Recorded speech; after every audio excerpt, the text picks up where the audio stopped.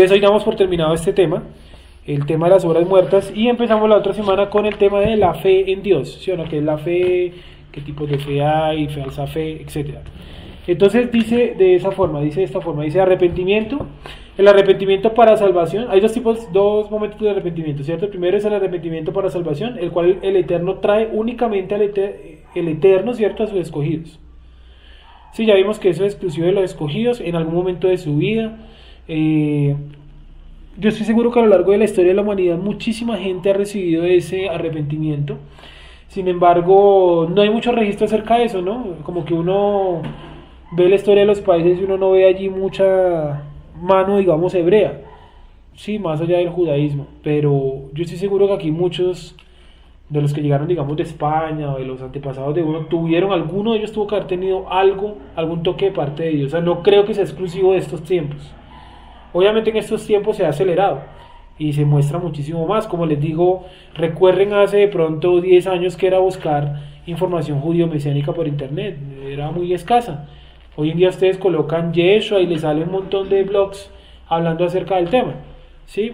También les cuento que esta semana me encontré un video muy interesante por ahí.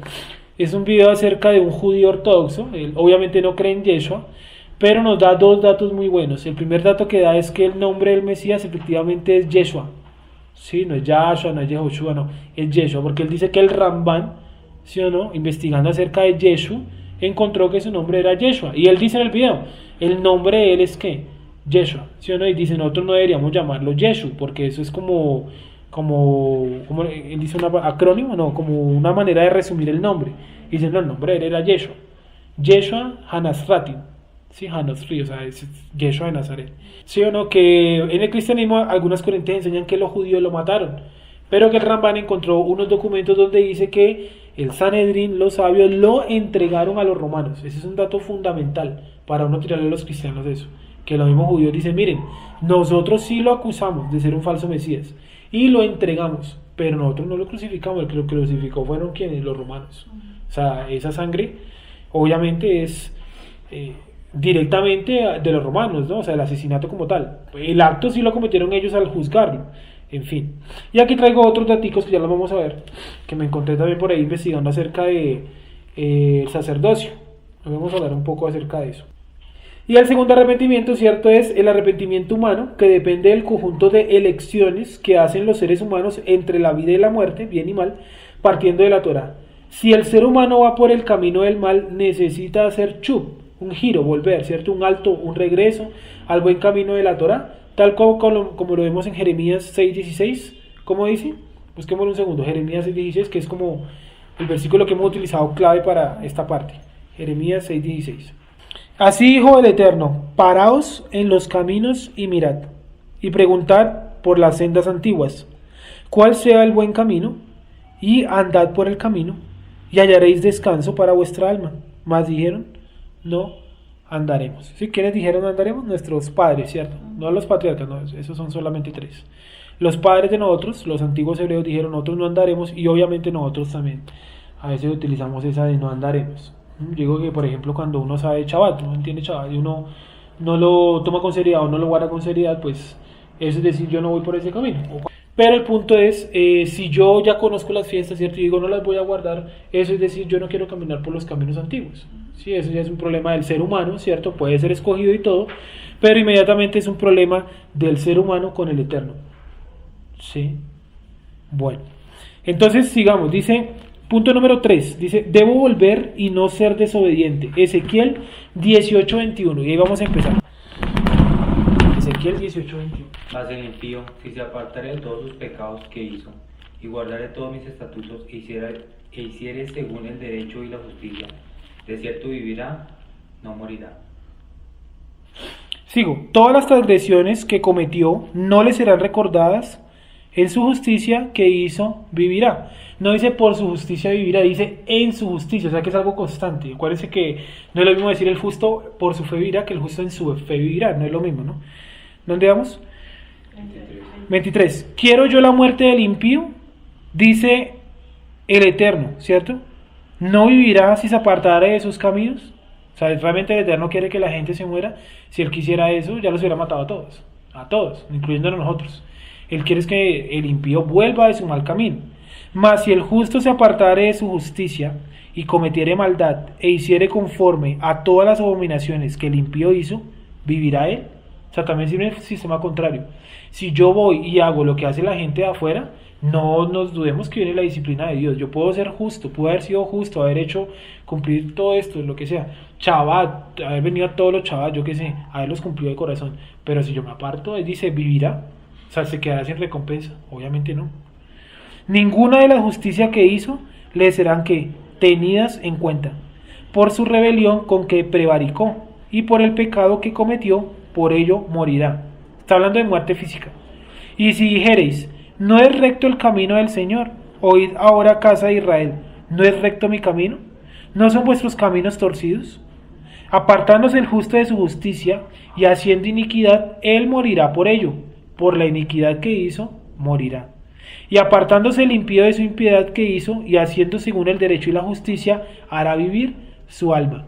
¿Se acuerdan ustedes que hay un grupo de personas que logra salvarse en el final de los tiempos mediante las obras? ¿Se acuerdan que eso es un poquito enredado, que lo vimos una vez en Isaías? Donde lo de la tierra nueva, que quién está en la tierra nueva, porque hay unas personas que se salvan por obras, porque la boda tiene a los que se van a casar unos invitados, esos invitados quiénes son, sigamos. Porque Yeshua, por ejemplo, coloca también que los invitados son cojos, ¿se acuerdan que dice eso? Ve y busca cojos, mancos, ¿sí? Porque los trata de cojos y mancos, o sea, son personas que les hace falta algo para ser llamados justos. Y apartándose el impío, 28, porque miró y se apartó de todas sus transgresiones que había cometido, de cierto que vivirá y no morirá. No dice y. De cierto vivirá, no morirá, sin el i. Si aún dijere la casa de Israel, no es recto el camino del Señor, no son rectos mis caminos, casa de Israel. Ciertamente vuestros caminos no son rectos. Por tanto yo os juzgaré a cada uno según sus caminos, oh casa de Israel, dice el Eterno. Convertíos, ¿cierto? Y apartaos de todas vuestras transgresiones, y no os será la iniquidad causa de ruina. Echad de vosotros todas vuestras transgresiones con que habéis pecado, y haceos un corazón nuevo. Miren que ahí no dice que yo les haré, dice haceos. O sea que eso también es parte de trabajo mío. Haceos un corazón nuevo y un espíritu nuevo. ¿Por qué moriréis, casa de Israel? Porque no quiero la muerte del que muere, dice el Eterno el Señor. Convertidos pues y viviréis. ¿Sí? Entonces vemos claramente cómo el Eterno es justo. Si uno dice, si el impío se convierte de su mal camino, ¿acaso no vivirá? Obvio que sí. Y el justo que se aparta del buen camino para tomar el mal camino, ¿acaso no morirá? Obvio que sí. Porque sus justicias no serán ¿qué? Recordadas o tenidas en cuenta. Y miren que está hablando exclusivamente a cuál casa, a la casa de Israel. Solamente habla a la casa de Israel. Sí. ¿Qué más dice? Es interesante. Bueno, ese pasaje es muy interesante. Yo les recomiendo que lo vuelvan a leer, aunque yo creo que en alguna clase ya lo hayamos leído, ¿cierto que sí? Me parece familiar, o se parece mucho a otro.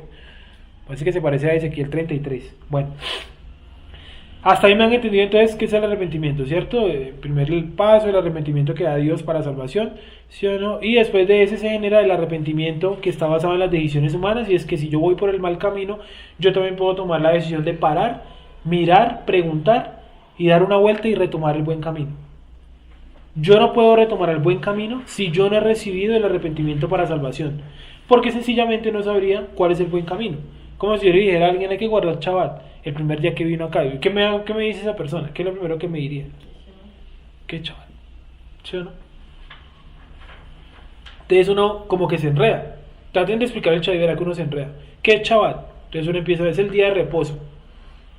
¿Y cuándo es? El séptimo día de la semana. ¿Cierto? Entonces, ¿pero cómo? ¿Cómo así la semana? O sea, el domingo no. Entonces ya coge uno por un tema, ¿sí o no? El calendario. ¿Sí? Como le decía la vez pasada, yo puedo coger el Shabbat, cualquiera, y a partir de ese tema dar todos los temas, a partir del Shabbat.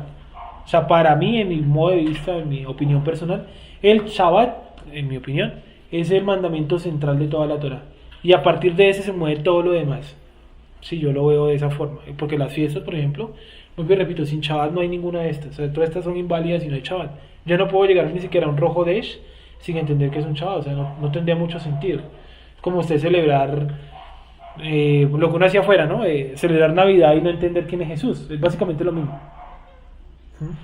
Sigamos. Entonces, las obras muertas, retomemos. Dice, una obra muerta es cualquier acción que un ser humano realice pensando que con esta logra agradar al Eterno, en cualquier área de su vida.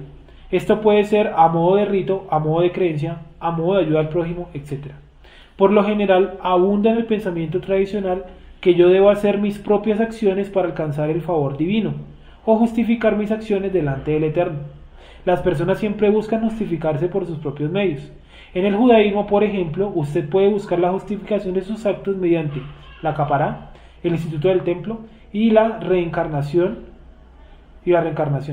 En las variaciones del catolicismo también tienen sus propios actos para alcanzar justificación, tales como el diezmo, las penitencias, los indultos, etc. Recordemos que el cristianismo, lo que llaman cristianismo hoy en día, es una variación del catolicismo. De hecho, todos se llamaban cristianos, ¿no? Y estas son variaciones, realmente no hay mucha diferencia, ¿no? Uno diría, no, es que en el cristianismo no ponen ídolos, pero pónganse a pensar si el árbol de Navidad no es un ídolo también, lo es. La Torá lo trata como un ídolo, de hecho lo es. Ambos guardan Semana Santa, tienen el mismo calendario, no guardan el día de reposo, guardan el día de reposo el domingo, o sea, son los días de reposo, ese es el domingo, el día del sol, y así, o sea, son variaciones. Entonces retomemos un poco. ¿Cuáles son los 3 caminos que hay en el judaísmo para alcanzar justificación? Ustedes se lo saben. Primero, ahí lo dice, ¿cierto? La capará. ¿Han investigado acerca de la capará? ¿O alguien sabe más acerca de la capará? ¿Gonza sabe algo así de la capará a profundidad? ¿O les cuento lo que miré? Eso relativamente lo de la capará no es nuevo. Y eso nació en círculos hasídicos, ¿no? Si uno escucha hasídico y uno piensa que esos manes son milenarios. Y no, eso no quiere decir que estén equivocados o que estén en lo correcto. Entonces miren, primero que todo conseguir videos de la capará, o sea del acto, es un poco complejo, porque por lo general son o cámaras ocultas o investigadores que reciben la aprobación del rabino para llevar la historia a un canal como Nat Geo, etc. Ustedes han visto, creo que todos lo hemos visto, el documental de Nat Geo que se llama Judaísmo Fe Extrema, creo que todos lo hemos visto, ¿cierto? Donde un muchacho sale diciendo que le da mucho miedo fumar en Chavá y que la primera vez que fumó en Chavá pensaba que le iba a caer un rayo. Entonces ese documental, hagan de cuenta de ese estilo. Ese documental no salió a la luz pública sin la aprobación de un rabino. Como ustedes se dan cuenta, en ese documental muestran el interior de una casa hasídica, muestran por ejemplo los ritos que hacen dentro del hasidismo con la Torá, que la alzan, que la besan, que la cargan, y esos videos no son tan sencillos de buscar, ¿sí? Yo imagino que algún día esto va a tener una explosión muy grande, yo así lo creo, espero no equivocarme, ¿no? Una explosión muy grande y también vendrán a hacer aquí entrevistas y videos y eso, y pues uno también tiene que saber qué mostrar y qué no mostrar, porque si estamos hablando digamos de algo como, a ver, un tema así bien espinoso, digamos hablando directamente en contra del catolicismo, o sea que exclusivamente sea eso, pues hay que también tener un cierto tipo de sabiduría, ¿no? Entonces, bueno, la capará. Entonces, ¿qué es la capará? Como lo dice uno vulgarmente, ¿cierto? Es pasarse un pollo por la cabeza. El pollo, después de pasarse por la cabeza, no se consume, sino que se le vende o se le regala a un gentil, es decir, a un no judío, sí, a un no practicante del judaísmo. Pero miren, les cuento, como lo dice Gonza, el rito no es muy antiguo, el rito no tendrá más de 400 años, por estoy exagerando, creo que no tiene ni 300. ¿El rito de dónde viene directamente? Viene de una cosa que se llama iniciación de la santería. La santería, ustedes la buscan, ella tiene una raíz más antigua, que es el vudú. ¿Sí saben qué es el vudú? ¿Qué es la primera imagen que se les viene a uno cuando yo hablo de vudú, cuando yo menciono el vudú? ¿Qué es la primera imagen que se les viene? Wendy, rápidamente. Sí. Música, bueno. Un muñeco, gracias, esa era. Entonces, el vudú, uno rápidamente se le viene los muñecos, ¿sí o no? Y realmente ustedes ven documentales sobre el vudú. Una vez yo les recomendé uno, y el tipo, el más duro de vudú en ese momento en la isla, en Haití, ¿sí o no? Él dice, lo de los muñecos, eso es para principiantes. O sea, el vudú, eso es la primera clase de vudú, los muñecos.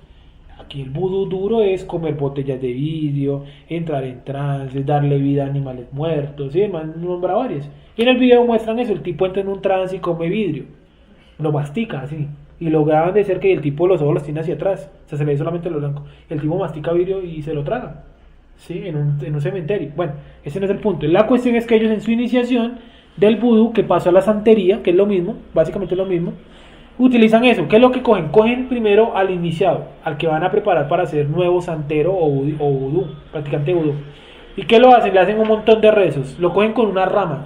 Y la rama le pegan desde la coronilla hasta la planta de los pies, por delante, y luego por la parte de atrás.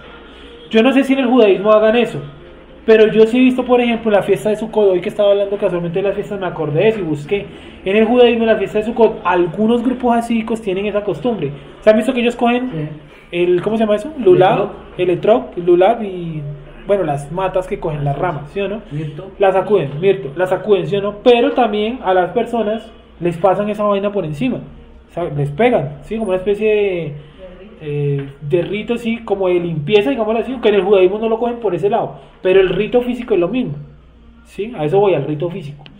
Entonces, posteriormente, después de la santería, hacerle esa limpieza con las matas, lo ponen a usted a escuchar música para inducirle una especie de trance, ¿sí? Le ponen música clásica, clásica no la que nosotros conocemos como clásica, sino clásica de ellos, música como una especie de salsa, como de congas y música africana, sería la vaina. Yo no sé si en el judaísmo hagan eso, en la fiesta de Yom Kippur. Posteriormente, entonces, ¿qué es lo que tienen que hacer? Cogen el gallo, un pollo vivo, y se lo pasan por la cabeza haciendo círculos. Dentro de la santería eso significa que usted va a entrar a un nuevo nivel, o sea, usted le están colocando como una especie de corona, digámoslo así. Ellos le llaman de otra forma, como que le están abriendo una ventana en el mundo espiritual, en la santería. Yo no sé si en el judaísmo lo cogerán tan así, no creo. Y le mueven así, ¿cierto? Entonces el tipo le dice algo muy curioso en la santería. Le dice, ahora este pollo representa su vida anterior. Y usted mismo tiene que sacrificarlo. En el judaísmo tengo entendido que no lo sacrifican, solamente se lo pasan. Entonces el tipo, ¿qué hace? Tiene que hacerle un corte exacto en el cuello para que la sangre salga disparada como si yo como un chorro, ¿sí? Como un chorro. Y ellos hacen el corte y el primer chorro que sale ellos se lo tienen que tomar. Entonces hay otro man que les ayuda a tenerlo, ellos lo cortan y se toman esa sangre así pura, ¿sí? Y luego terminan de matar bien al gallo y con la sangre untan las paredes, hacen símbolos en las paredes, entre esos la estrella de 5 puntas, el pentagrama, ¿sí? Y hacen también letras, yo no sé eso qué idioma serán, no tengo ni idea, debe ser una lengua africana, y le untan así por todos lados al iniciado, y bailan y bueno, ¿sí? Posteriormente, ¿qué es lo que hacen? Las tripas de ese gallo las consumen, ¿sí? El iniciado tiene que particularmente comerse el hígado, crudo, el hígado, ¿sí? Entonces, como se dan cuenta, es algo bastante denso, ¿sí? Bastante densa la vaina. Eso está en documental, lo pueden buscar también por ahí. Pero en el judaísmo tomaron eso del pollo. Yo no entiendo ellos en qué se basan eso del pollo. Primero, los pollos no eran animales que diga la Torá que había que llevar a sacrificio, ¿sí? Son solamente 3 animales para sacrificio, ¿no? De aves. Aves, ¿sí o no? O sea, de aves, y son específicos cuáles aves. ¿Cuáles son? Las llamas, ¿cierto? Es más, les cuento que el pollo, el ganso, el pato y el pavo son 4 animales que hasta el día de hoy están en discusión. O sea, no se sabe si realmente son kosher o no. Entonces, ¿qué dijeron los rabinos?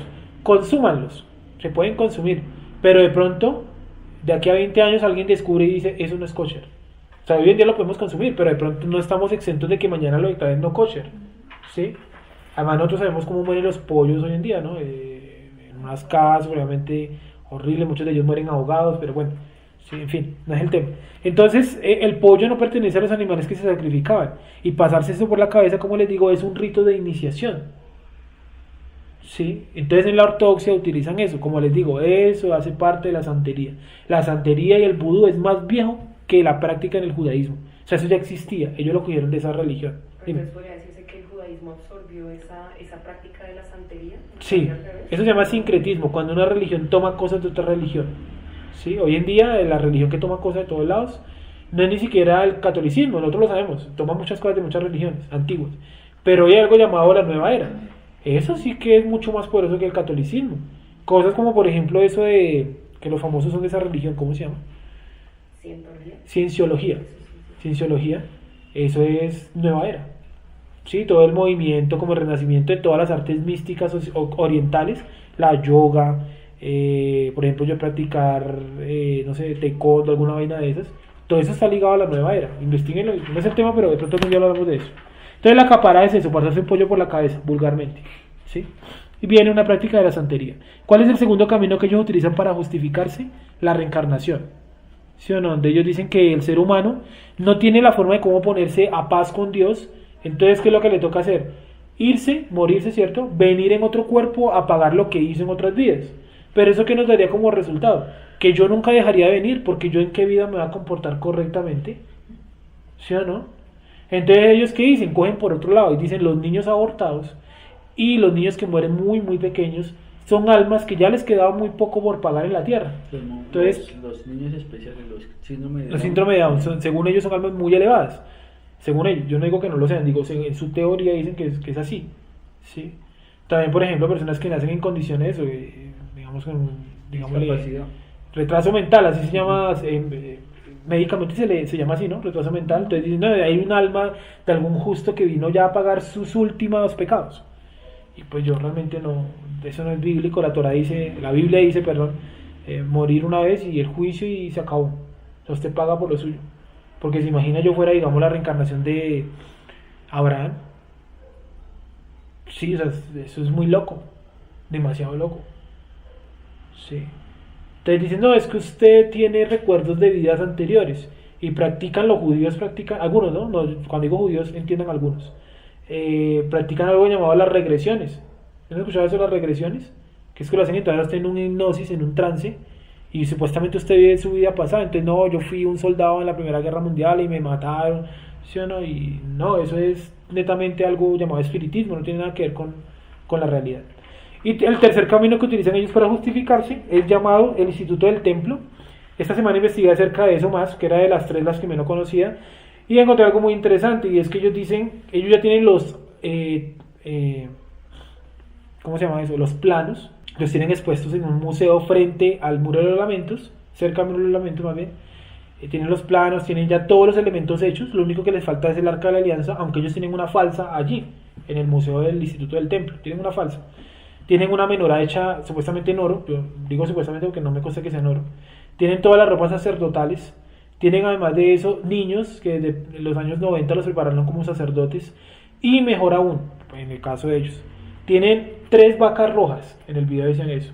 ¿Cómo consiguieron las vacas rojas? Inseminaron artificialmente, o sea, hicieron selección artificial. O sea, cruzaron vacas, ¿cierto? En los laboratorios hasta que les dio una roja. Yo no sé, yo quedé con eso de, dije, o sea, esto no es la mano de Dios. Es ellos forzando una vaca roja. Y tienen 3, dicen que tienen una en España, en la zona de Galicia, Zamora, toda esa zona, por ahí hay una vaca. Otra que la tienen en la ciudad de Israel, y otra realmente no Castilla creo, también en España. Sí, hay 2 en España y una en Israel. Pero yo lo que les digo, eso es como forzar el ciclo natural de las vacas. ¿Sí? ¿La madre de la vaca tiene que hacer otra? Pues yo creo que sí, porque se supone que ellos están esperanzados en su vaquita roja. Los que de pronto no entienden lo de la vaca roja, les cuento así rápidamente que para la dedicación del templo se necesita una vaca roja. Sí, eso es un tipo de sacrificio, la vaca roja. Se supone que solamente han existido 6, ¿sí o no? La última muy cercana a la época de Yeshua, faltaría una para completar 7. ¿Sí? Sin embargo, como les digo, si la vaca roja es obtenida así en laboratorio, yo dudo mucho que sea la verdadera. No sé, yo lo dudo, pienso yo. Bueno, eso está patrocinado por grandes empresarios, entre esos los Rothschild, ellos pagan un montón para que todo eso se mantenga allí, el oro y todo eso. Además de eso, el tipo encargado de eso, él dice que no está muy de acuerdo con las opiniones del Rav Kook. Cuando yo escuché eso, yo, uy, ¿cómo así? Ese no es el rabino que siempre menciona a mi papá por ahí. Me puse a investigar por qué ellos no están de acuerdo con el Rav Kook, y es que el Rav Kook dijo que ya no se necesitaba el templo, porque hoy en día las oraciones hacen más que los sacrificios. Esto lo dijo el Rav Kook en 1902, digamos. Y dije, pero este man, ¿cómo saca esa conclusión? Si es un judío, o sea, él es uno de los pocos judíos que yo digo, murió sin esperar el templo. Raro, ¿sí o no? Ese tipo es muy raro, ese Rav Kook. Entonces, ¿dónde vamos? Perdón, ya, reencarnación. En el catolicismo, pues ya lo mencionamos la vez pasada, llevar mercados, ayudar al prójimo, dar el diezmo y hacer las penitencias, en la Edad Media pagar los indultos, etc. Sigamos. Punto número 3. Los sacrificios implementados en los altares de piedra, el tabernáculo y el templo no justificaban. Ojo, ¿sí o no? Esos sacrificios no justificaban. Eran importantes y necesarios, porque Dios los mandó así. ¿Sí? Sigamos. sino que eran la sombra de los bienes venideros y de la obra redentora de Yeshua. Hebreos 10:1.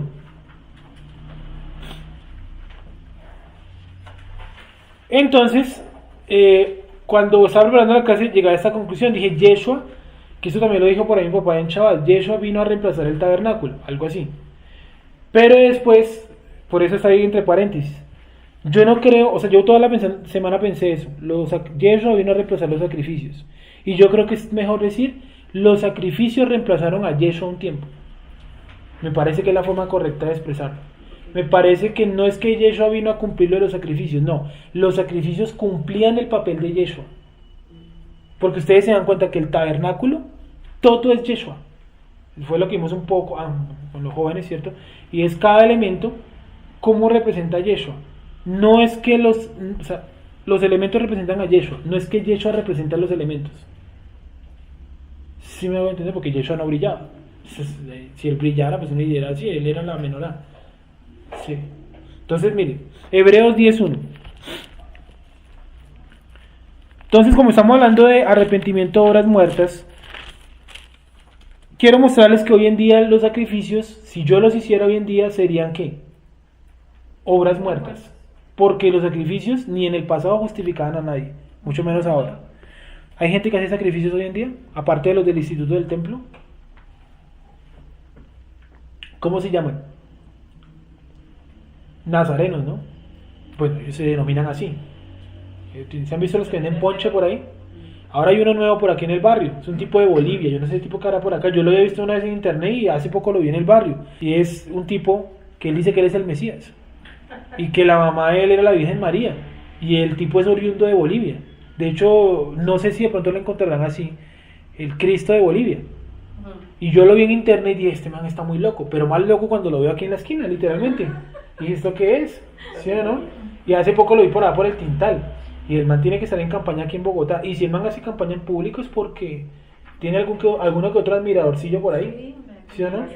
Y me causa curiosidad es que él dice, él no lee, por ejemplo, yo digo, Jesús dijo, yo soy el camino. No, él dice, yo soy, ¿cierto? Y alguna vez me paré por ahí a escucharlo cuando lo vi por aquí cerca. Realmente fue aquí en la esquina que lo vi, hace como unos 4 o 5 meses. Y el tipo decía, yo en mi vida anterior, cuando vine en forma de Jesús, así sí, yo les dije a mis discípulos, yo les dije, amigos míos, todo el que veo de mí, ¿y esta vaina qué es? Sí, ¿qué es esta payasada? Y lo pueden buscar en internet, el man está por ahí, a ver si de pronto ya se lo busquen y les mando, ¿qué es esta vaina? Sí, está totalmente loco. Hebreos 10:1. ¿Ustedes sabían, por ejemplo, que los mormones vienen a hacer sus prácticas aquí a Colombia? ¿Sí sabían eso? Por eso ustedes ven mucho estadounidense por ahí a veces con la ropa de mormón, porque ellos vienen a hacer sus prácticas acá. A ellos los forman en Estados Unidos, van y hacen unos cursos especiales en Perú hay como un gran número de mormones, y los mandan aquí a Colombia a hacer las prácticas. Ese curso dura 4 años, es una carrera universitaria en Estados Unidos, aprobada por el gobierno. Predicador mormón. Y se la pagan. Sí, los mormones pagan todo eso. Dice así: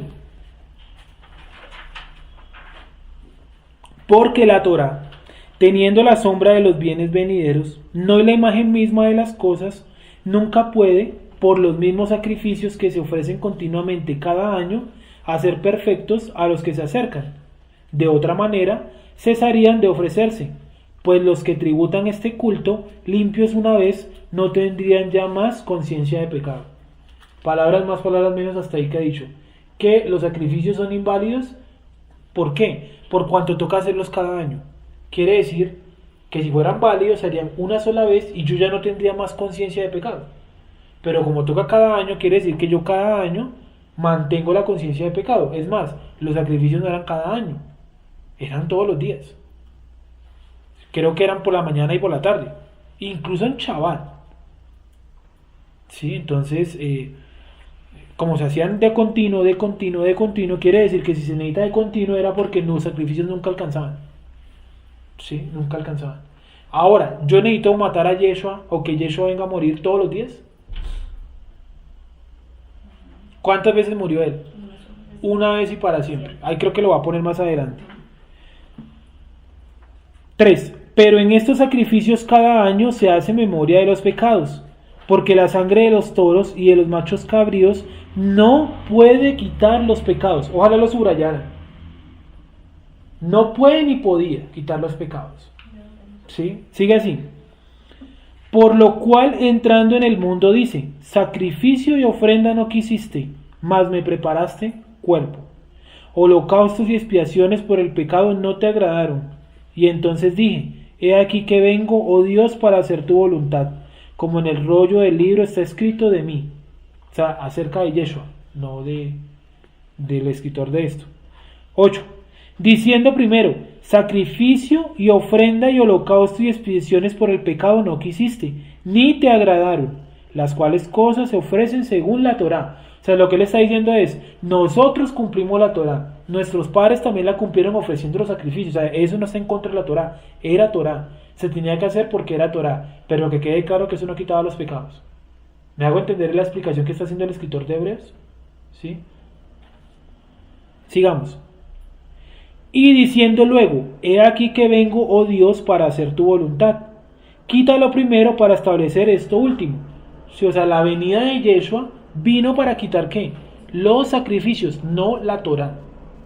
Sigamos. En esa voluntad somos santificados mediante la ofrenda del cuerpo de Jesucristo, hecha una vez. ¿Cuántas veces? Una vez para siempre. Y ciertamente todo sacerdote está día tras día ministrando y ofreciendo muchas veces los mismos sacrificios, que nunca pueden quitar los pecados. También ojalá lo pudieran subrayar. Otra vez está diciendo que los sacrificios no podían ni pueden quitar los pecados. Sigamos. Pero Yeshua, habiendo ofrecido una vez para siempre un solo sacrificio por los pecados, se ha sentado a la diestra del Eterno. De ahí en adelante esperando hasta que sus enemigos sean puestos por estrado de sus pies. Porque con una sola ofrenda hizo perfectos para siempre, ¿a quiénes? A los santificados. Y nos atestigua lo mismo la presencia divina, porque después de haber dicho: este es el pacto que haré con ellos, después de aquellos días, dice el Señor, pondré mis leyes en sus corazones y en sus mentes las escribiré. Añade: nunca más me acordaré de sus pecados y transgresiones. ¿Por qué dice que nunca más se acordará de pecados y transgresiones? Porque el sacrificio de Yeshua, ¿qué hizo con todo eso? Lo borró. ¿Sí? Pero vamos para lo bueno. Pues donde hay remisión de estos, no hay más ofrenda por el pecado. Si Yeshua no hubiera quitado los pecados por completo, si él no los hubiera borrado por completo, él tendría que haber muerto muchas veces más. O mejor aún, estaríamos hoy ligados a los sacrificios. Ustedes nunca se han preguntado eso, nunca han entrado en debate con ustedes mismos y decir: vamos a suponer que Yeshua no es el Mesías. Vamos solamente a suponerlo. ¿Yo cómo me pondría a paz con Dios? ¿Cómo lo haría la hermana Beatriz? ¿Cómo se pondría usted a cuentas con Dios si Yeshua no es el Mesías? Usted está convencida que Yeshua no es el Mesías, si ese man es un mentiroso. ¿Sí? ¿Usted cómo se pondría a cuentas con Dios? Difícil, pero algún método uno se buscaría. Yo no les cuento el mío, yo creería en la reencarnación. Es mi método. ¿Sí? ¿Qué opina Wendy mientras que la hermana lo analiza? Pues yo diría que lo que tengo como bueno lo haría y oraría, que es como lo más. O sea, muy como gnóstica la vaina, como una vaina de ateísmo ahí intermedio. Como una oración. Como con una especie de oración y yo hago lo bueno, como muy atea a la vaina, sí, pero como les digo, es un complique si Yeshua no fuera el Mesías.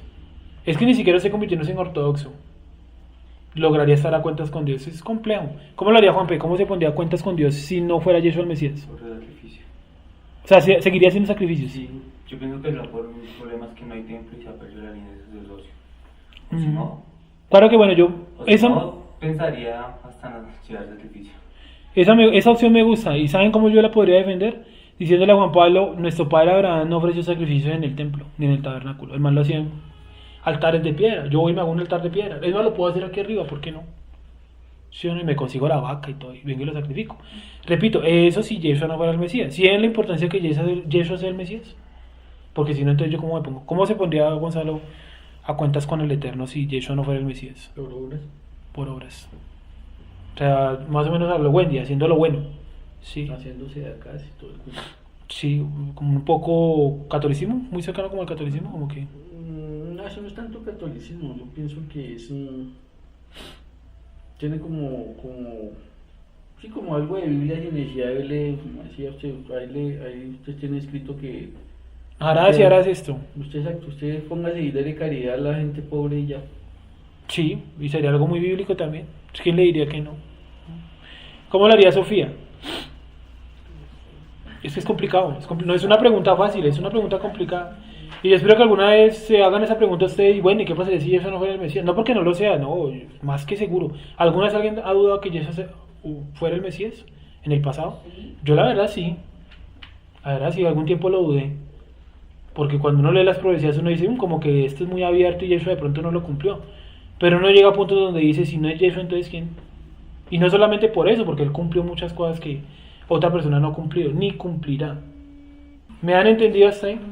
Y más que en el tiempo que Yeshua como que apareció, había mucho judío que se declaraba el Mesías. Sí. Ya con buenos fundamentos. Que antes de Yeshua, o sea, el problema no es que Yeshua no es el Mesías. Sí, entonces antes de Yeshua, les cuento, ya habían 10 personas que se habían declarado Mesías. Por ahí en la Biblia menciona 2, ¿se acuerdan que dice? Que algunos judíos se desviaron siguiendo a no sé quiéncito y a no sé quiéncito y que se hicieron hasta un ejército. Y que cuando los romanos se enteraron de eso fueron y los mataron. Pensaban que era una rebelión.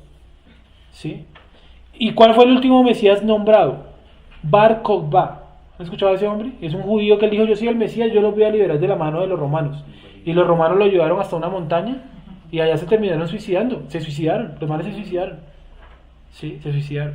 Entonces, el último gran rabino, ¿cuál fue? Obadiah Joseph, ¿sí o no? A él no lo declararon Mesías, pero al anterior, al Lubavitch, a él prácticamente lo declararon Mesías. ¿Sí? Y ustedes se darán cuenta que en toda congregación judía hay una foto de Lubavitch. ¿Sí?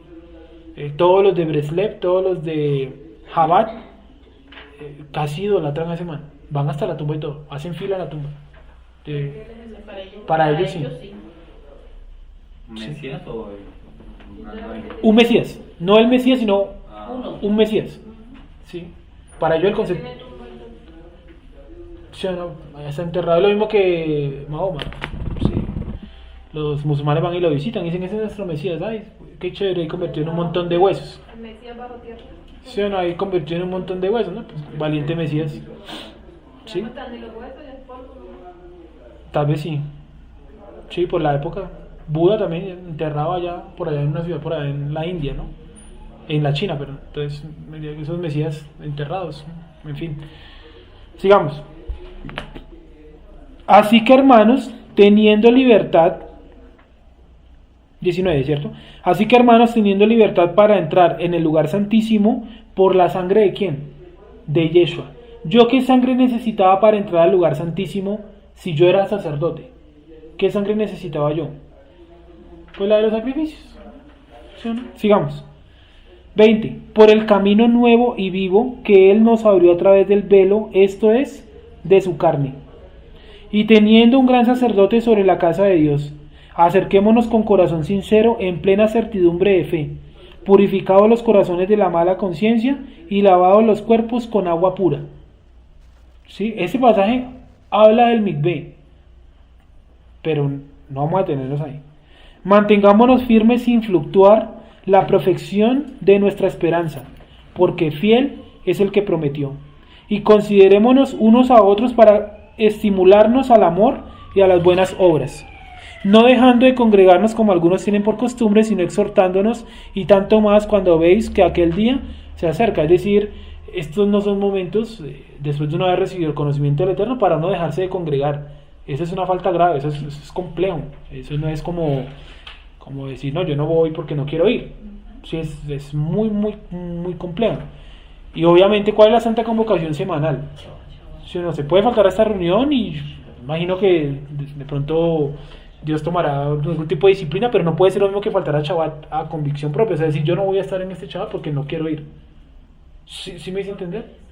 Por pereza, por rebeldía, por cualquier vaina. Hay gente que a veces, no lo digo que aquí pase, pero en algunos grupos cristianos que yo estuve no iban porque no, es que no tengo ropa para ir. O sea, a Dios que le importa su ropa. Es que no tengo zapatos para ir. Si usted va en chanclas descalzo, eso a Dios no le importa. Si Dios que se va a poner a mirar eso.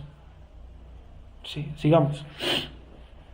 Entonces, bien, me han entendido entonces cómo Yeshua vino no a reemplazar los sacrificios. Yo creo que mejor los sacrificios reemplazaron momentáneamente a Yeshua. Como ustedes se dan cuenta, si yo les preguntara, por ejemplo, la fiesta esta, que fue la que miré esta mañana, la fiesta de Sukkot, ¿cuánto duró sin celebrarse la fiesta de Sukkot? Ustedes pueden coger en su Biblia. A ver, cojamos un momentico, que yo lo hago aquí simplemente para que vean todo lo que tuvo que haber pasado. Sukkot solo la menciona Esdras, ¿no? Exactamente eso es lo que voy a hacer. Prácticamente me tengo que coger toda la Biblia. Isaías, Jeremías también, Lamentaciones, Ezequiel ya no. Ezequiel es de la época de Jeremías. Más o menos este espacio de tiempo, miren, así en libros, casi toda la Biblia. En todo este espacio de tiempo no se celebró la fiesta de Sukkot. Esto nos da más o menos unos entre 500 y 560 años, más o menos, mal contados. Entonces, ¿y ellos qué se dedicaron esos 500 años? A la de ellos, ¿sí? A rebeldía. Por eso Dios los trató a nuestros padres tan terriblemente que mire dónde terminamos, ¿sí? Por ahí hay un pasaje que dice: y llamaré a pueblo que no clama por mí. Nosotros clamamos alguna vez por el Eterno antes de recibir el conocimiento, ¿no?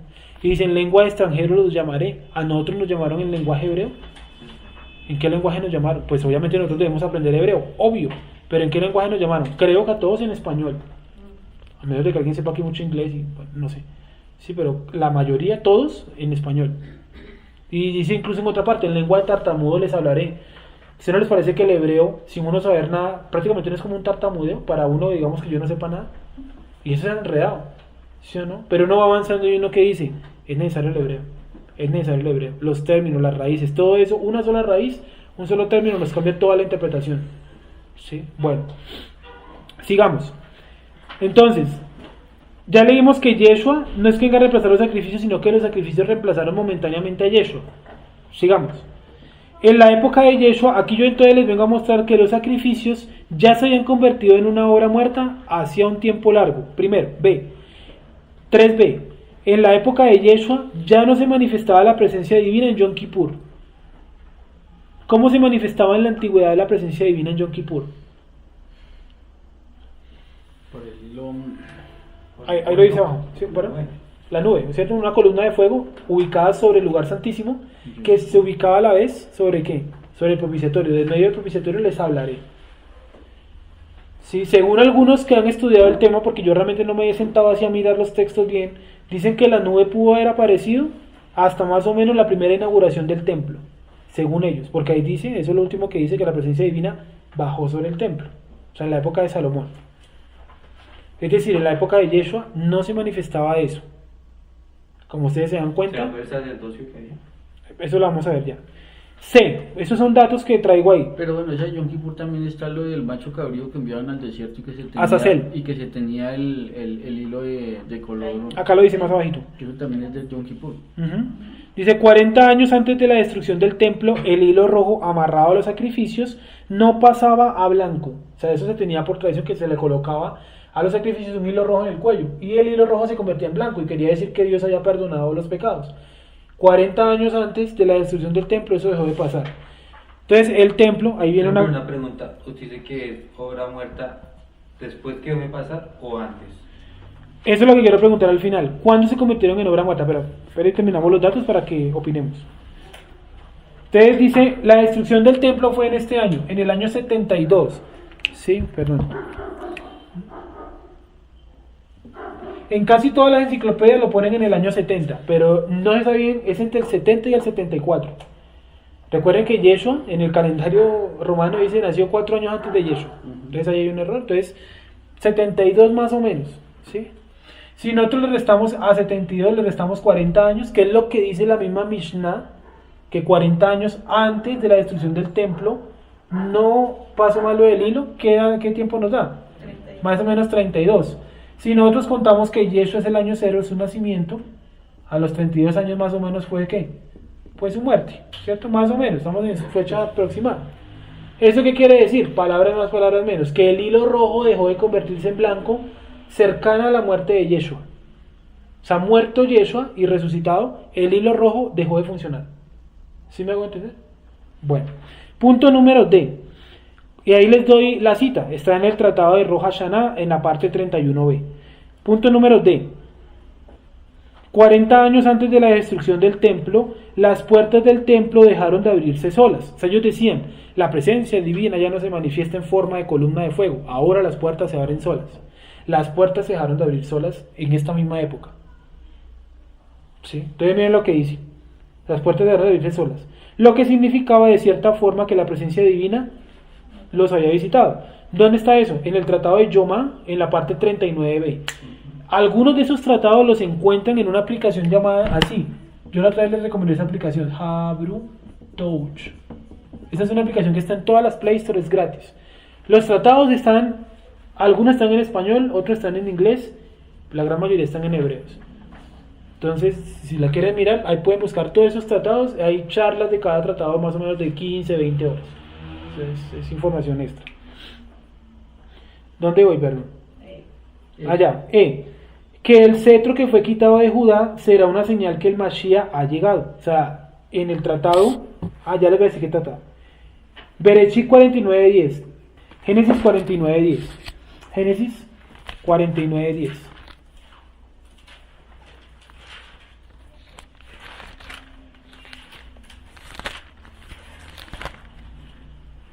¿Cómo dice? Bueno, Génesis 49:10.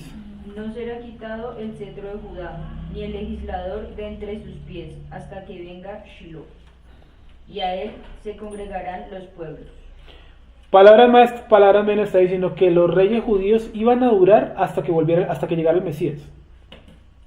Cuando fueran quitados los reyes judíos, inmediatamente nos daríamos cuenta que ya llegó el Mesías. Entonces aquí yo les vengo a colocar el hecho histórico. En el Tratado de Sanedrín, en el 98b, dice, en la primera parte del siglo anterior, previamente a la destrucción del templo, el Sanedrín reconoció que el cetro fue quitado de Judá. Entonces ahí está la cita, Talmud Babilónico, capítulo 24, folio 37, en el Talmud de Jerusalén, lo encontramos en el Sanedrín, folio 24, sin autoridad. Entonces les voy a explicar la cita porque desafortunadamente me quedó cortado, porque era un texto muy largo. En ese libro, que es de la época de Yeshua, ellos afirman que el último rey judío fue uno que pertenecía a la familia de los macabeos. La familia de los macabeos era una familia de judíos, les cuento. Resulta y pasa que los macabeos se le rebelaron a los romanos. Ustedes han visto por ahí muchas películas donde los romanos le colocan al templo de Jerusalén un águila gigante y que los macabeos se revolucionan y tumban esa águila. Pues los romanos llegan a Jerusalén y matan a un montón de judíos. Entre esos se llevan preso al que era en ese momento el rey de Jerusalén, perdón, de Judá, que era un judío. A él se lo llevan para Roma. Los romanos entonces nombran a un tipo llamado Herodes el Grande, que es el que está cuando Yeshua nace. ¿Se acuerdan ustedes que los sabios van y consultan a Herodes? Herodes el Grande, él no era judío, él era idumeo. ¿Qué es idumeo? Hagamos de cuenta hoy en día Turquía.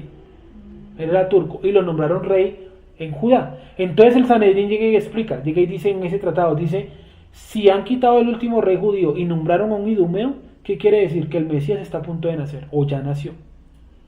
Ese cálculo nos da 5 años antes o después del nacimiento de Yeshua. Probablemente antes, porque como les digo, en la Biblia dice que los sabios que venían de Oriente siguiendo la estrella del Mesías le preguntan a Herodes, o sea, Herodes ya era rey. Y se acuerdan ustedes que Lucas empieza narrando eso, siendo Herodes rey. Entonces yo dije, ¿será que Lucas puso eso para de pronto tener que ver con esto? Pues yo no sé, estoy especulando, pero me parece muy raro que él coloque los datos exactos del nacimiento de Yeshua. ¿Sí? Palabras más, palabras menos. El último rey judío fue justo antes de la venida de Yeshua, y el Sanedrín ya lo había dicho. Y según el tratado que coloco abajo, Sanedrín, folio 24, dice, los mismos del Sanedrín escribieron un tratado diciendo, nosotros ya no tenemos autoridad en Israel, porque el rey que nos gobierna es un ¿qué? Un idumeo. Nosotros no tenemos autoridad. Sin embargo, el Sanedrín se mantuvo. ¿Por qué? Porque Caifás y todos los de esa época eran unos ¿qué? Digámosle palabras más o menos unos rosqueros. ¿Sí? Eran políticos, más que sacerdotes y gente interesada en la Torá. Eran tan políticos que nombraban sacerdotes, los quitaban, expulsaron a Juan el Bautista siendo heredero al sumo sacerdocio. Además de eso, colocaron vendedores en el templo. ¿Sí? Hicieron un complot para capturar a uno de sus hermanos, que era Yeshua, el hermano de ellos, y le decían rabino y todo. ¿Sí? Entonces vemos que los males son como más de la rama política más que religiosa. Entonces ahora yo les pregunto, ya que les di estos 3 datos buenísimos, y eso porque faltó otro, y es que el sacerdocio Por aquí creo que está incluso. Esperen a ver. Yo lo coloqué por aquí en algún lado. Si eran verdaderamente... Esperen a ver, yo lo coloqué en algún lado. Los sacerdotes creo que también se van. Ah, ya, aquí está. En el punto 5C de arrepentimiento de las obras muertas, punto 5, parte C, dice que ¿sobre qué se hacían los sacrificios en la época de Yeshua? No sé por qué me quedó puesto tan abajo. O sea, miren, les explico. Los sacrificios, ¿cierto? Cuando se hizo el tabernáculo, ¿sobre qué se tenía que derramar la sangre de los sacrificios? Eso lo vimos que día en Shabbat, ¿cierto? Sobre la tapa del arca de la alianza llamada propiciatorio, ¿sí? Cuando se hizo el templo, pues no había ningún problema porque el arca fue movida del tabernáculo al templo. O sea, yo entraba al templo y el sacerdote echaba la sangre sobre el propiciatorio, no hay ningún problema. En la época de Yeshua no hay arca de la alianza. El arca de la alianza se desapareció, dejémosla hasta ahí el tema, se desapareció. ¿Sobre qué derramaban la sangre en la época de Yeshua los sacerdotes? ¿Sobre qué se cree? ¿Qué opina la tradición? Dicen que sobre una piedra. Yo les pregunto, ¿esos sacrificios eran válidos sobre una piedra? Es como raro. O sea, ¿no será que ya el sacerdocio venía agonizando? O sea, mostrando que hay algo mal. Y por eso Dios lo traía así como cortándole cosas. ¿Sí? Bueno. Yo les pregunto, ¿el sacerdocio era totalmente levita en la época de Yeshua? O sea, ¿esos manes eran levitas? Casi todos eran judíos. Ahí es donde viene la importancia de las tribus. No, de pronto sí habían levitas, sí había. Pero no había sacerdotes de la rama de Aarón, de la familia de Aarón. Que esa es la que tiene que ser. Imagínense, todavía más complicado. Yo entiendo que en la guerra de los macabeos los sacerdotes también se van, ¿no? Sí, algunos escapan. Ellos dicen que ¿cómo van a poner un rey macabeo, ¿no? Se escapan y van y fundan una ciudad, bueno, van y se establecen en una ciudad llamada Cartago. ¿Han escuchado Cartago? Los cartagineses, que tienen una guerra terrible después con los romanos. Y en esa ciudad, hoy en día todavía existe en Argelia, y hay un documental donde muestra Cartago, y muchos de ellos dicen que ellos son Cohen, no apellido, dicen nosotros somos Cohen, nuestros padres llegaron aquí con los instrumentos del templo, y ellos dicen que en Argelia está enterrada el arca de la alianza, cosa que yo no creo, pero si ellos sacan esos cuentos, yo no creo que sean de la nada. Alguna relación tienen ellos con los sacerdotes, ¿sí? Deben ser familia, descendientes, yo no sé, pero algo raro hay ahí. Y el símbolo de ellos en Argelia, de la comunidad que hay allá, es la menorá. Ellos dicen que ese es el símbolo de ellos, que ellos no cambian la estrella de David, ni tampoco al templo, ni el muro del lamento. Dice que el símbolo de ellos es la menorá, porque era lo que sus padres veían casi todos los días, en la menorá. Eso quedará el tema para después. Entonces lo que dice Gonza es también válido, ¿sí o no? Y es cierto que levitas sabían, pero de la rama de Aarón, lo más probable es que no. Entonces, si no había levitas de la rama de Aarón, y no había el arca de la alianza, yo les pregunto, entonces en el templo, ¿qué era lo que pasaba? Hay un problema político más que religioso allí. ¿Y qué le dicen, como todos buenos políticos, qué le dicen los judíos a Yeshua? Mira el templo, ¿sí o no? Dice que le mostraron las grandes edificaciones y le señalaban las torres, ¿sí o no? Eso no era mano judía. ¿Eso quién había mandado a construir esas torres? Roma. Ese era el palacio de Herodes. ¿Y qué les dijo Yeshua? De cierto les digo que este templo no va a quedar, ¿qué? Nada, ni piedra sobre piedra. O sea, ya Yeshua les había dicho todo esto. Esto no, ya no. Ya no. ¿Para qué se desgasta? Entonces, ¿los sacrificios se convirtieron en algún momento en obras muertas? Sí. Ahí viene la pregunta, ¿cuándo? ¿Antes de Yeshua? ¿Durante Yeshua? ¿O cuando murió y resucitó Yeshua? ¿O con la destrucción del templo? ¿Qué opinan? Ahí sí lo dejo abierto el debate porque me cuesta todavía tomar una posición. Para mí, yo creo que desde antes de la época de Yeshua ya eso venía inválido. Y por eso mandan al Mesías. Puede ser. Ahí se perdió el arca. Ahí se perdió el arca, sí, válido. ¿Qué opina Wendy? Sí, si no es el arca, no. Nada. Yo no, nada. Porque eso era lo que le daba validez, ¿no? O la espiritualidad era ahí, ¿no? Sí. Porque dice que el Eterno se aparecería Por medio del propiciatorio. Como les digo, son posiciones, de pronto algún día lo podremos debatir más amplio cuando hagamos el templo y llegaremos a las conclusiones si fue ahí antes, después, durante. ¿Qué opina Juanpe? ¿O tiene otra posición aparte de las cuatro? ¿Durante, antes, después, con la destrucción del segundo templo, con la muerte de Yeshua? ¿O cuándo fue? No, yo pienso que con el arca también. ¿Con el arca? Sí, porque no, Será lo si no fundamental. aparece la presencia del Eterno es porque no hay nada. Sí. No hay nada, sí, es cierto. Más allá del hilo y las puertas abriéndose solas, son como manifestaciones muy pequeñas en comparación a lo otro. Sí, eso es complicada la vaina, o sea, es muy complejo el tema no es tan sencillo. ¿Sí? Yo me enredo ahí porque digo, Además que el Eterno va paso por paso. sí, va quitando una por una. Y si uno modifica algo, Chao. Una sola cosa que falta en el templo, lo demás todo empieza también a fallar. Bueno, entonces sigamos. ¿Me entendieron? ¿Dónde voy? Perdón, allá. Entonces, las obras muertas, ¿qué es? Es cuando yo trato de agradar a Dios con la mía. O sea, yo quiero agradar a Dios, yo creo en Dios a mi manera. Acuérdense inmediatamente, obras muertas. Todo lo que está haciendo es muerto, lo que está buscando es usted agradar a Dios. Y no es cómo Dios dice que yo lo debo agradar. Diferente. Y finalmente, ya para concluir, arrepentimiento de obras muertas. La doctrina del arrepentimiento de obras muertas es entender que el Eterno no nos otorga el perdón porque yo lo busqué o porque yo hago esto o lo otro. Sinceramente, ninguno de nosotros puede decir que está buscando a Dios. Está buscando de pronto otro Dios. Leía la Biblia, pero no estaba buscando al Eterno. Él fue el que nos buscó a nosotros. Y Él fue el que preparó todo el camino para encontrarnos. Porque, como les dije la vez pasada, en la parábola de la oveja perdida, ¿quién busca al pastor? ¿La oveja perdida? ¿Cómo lo va a buscar? Que está metida en un hueco, según lo que dice la parábola. ¿Quién busca a quién? El pastor busca a sus ovejas. Es como el orden natural de las cosas. ¿Sí? La oveja se cayó al hueco, se rompió la pierna. ¿Cómo lo va a buscar? ¿Sí? La perniquebrada, dice por ahí en Ezequiel, ¿cierto? Por cuanto ustedes no fueron a buscar la perniquebrada, yo mismo la iré a buscar. Ese es un pasaje muy bueno, donde dice que los que llevaban a la casa de Israel se empezaron a interesar en ¿qué? En la plata. Y dice, yo los acuso, pastores de Israel, porque ustedes dejaron que mis ovejas se perdieran y ustedes se quedaron con la lana. ¿Sí o no? Entonces, ¿ahora quién los va a ir a buscar? Yo mismo los voy a ir a buscar. Entonces, pues no depende de quien corre, ni de quien salta, ni de quien hace. El Eterno da el arrepentimiento a quien se lo quiere dar. Y yo no puedo decir, sí, yo lo acepto, o no, yo no lo acepto. A lo cristiano, yo te acepto como mi único Señor y Salvador. Eso no. Si con una oración se salva a la gente, pues creemos una canción muy pegajosa y que la gente cante la canción con esa letra y ya, salvamos a todo el mundo. Eso no. Dice, el Eterno da el arrepentimiento a quien se lo quiere dar, y luego de dárselo a quien que Él quiere, empieza a jugar nuestras decisiones, es decir, la capacidad para elegir entre el bien y el mal. Si mi elección después de haber recibido el arrepentimiento y el conocimiento de la verdad por parte del Eterno es el mal, los profetas Moshe y Yeshua me recomiendan que lo mejor es que volver.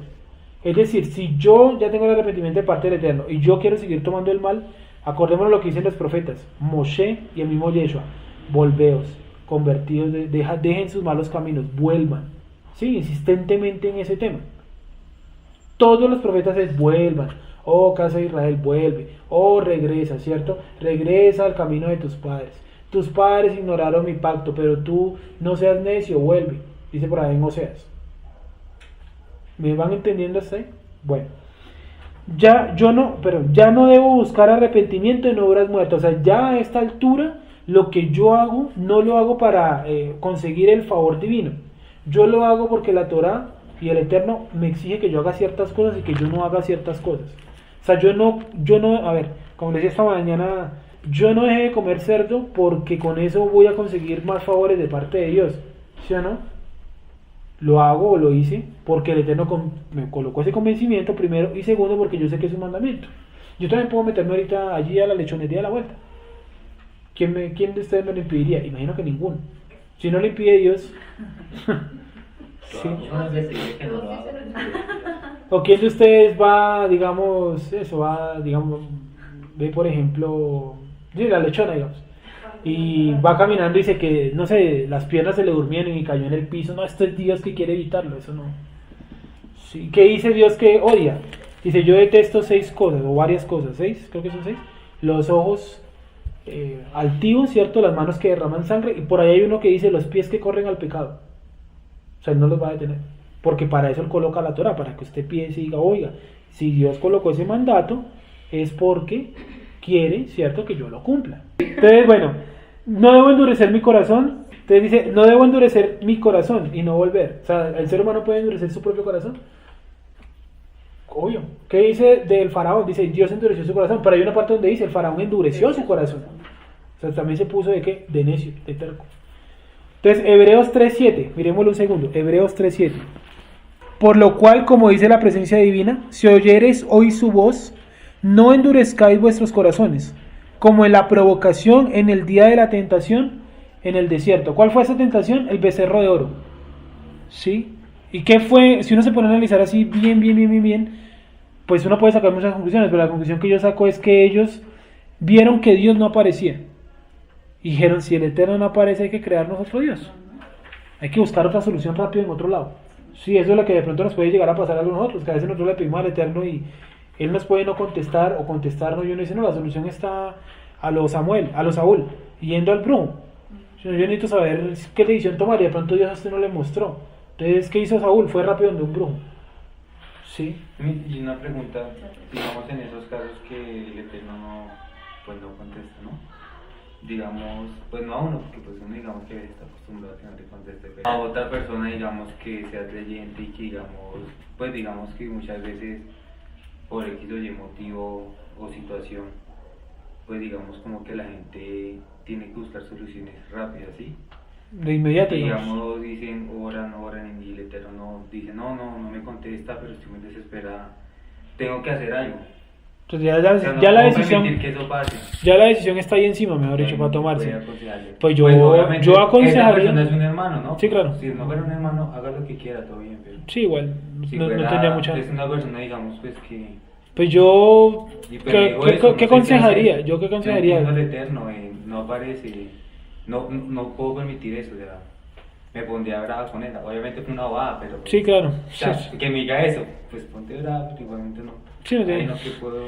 Pues yo digo, tratar de tomar la decisión lo más tora posible, ¿sí? Mirar todas las opciones y mirar en qué punto de pronto la tora, no sé, porque a veces, por ejemplo, esto, vamos a poner un ejemplo así, digamos, no, un nuevo trabajo, entonces uno no sabe, no, esto es de Dios, no es de Dios, ¿qué es lo que quiere Dios? Entonces a veces Dios no, pronto no le da una respuesta, Él no le va a aparecer en un sueño y le va a decir, sí, hazlo así, hijo de no sé quién, eso, realmente eso es muy poco probable que suceda, pero entonces uno se pone a pensar, primero yo qué tengo que pensar, ¿qué mandamientos puedo yo llegar a incumplir con eso?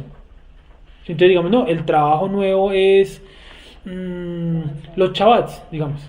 Entonces yo rápidamente decir que yo creo que Dios no quiere que yo incumpla el Shabbat, ¿sí o no? Digamos, no, es que a mí me ofrecieron un dinerillo más en el trabajo, y bueno, ¿y qué hay que hacer? Porque dinerillo más no llega por nada. No, es que me toca por allá ayudar a mi jefe con algo raro, pero yo no sé qué es, él solamente me dijo que hiciera esto, pero yo no tengo ni idea. Entonces, ¿qué dirían en ese caso? Yo creo que no hay que esperar la respuesta de ellos, yo creo que la respuesta a veces es más que lógica, a veces basándose en Torah. Ya habría que mirar cada situación, ¿no? Porque, no, yo que alguna vez alguien... No es eso como tan vano, ¿no? Sí, no, son ejemplos tontísimos, y eso que va a poner uno más tonto pues todavía. Es como mucho más, no sé, más complejo. Más complejo, pues digamos que no depende de uno. Sí, bueno, y ahí que, sí... Digamos, pues ahí yo le puedo citar muchos versículos, pues, no sé si esas sean las respuestas, ¿no? Velad y orad constantemente, día y noche orarás. Te consagrarás, buscarás mi rostro de día y de noche en la mañana. O sea, si la gente no se consagra, como complicado. Digamos, pueden entender para que el Eterno puede eso, pero digamos, bueno, es una falacia lo que voy a decir, ¿no? Entender, pero no aceptar.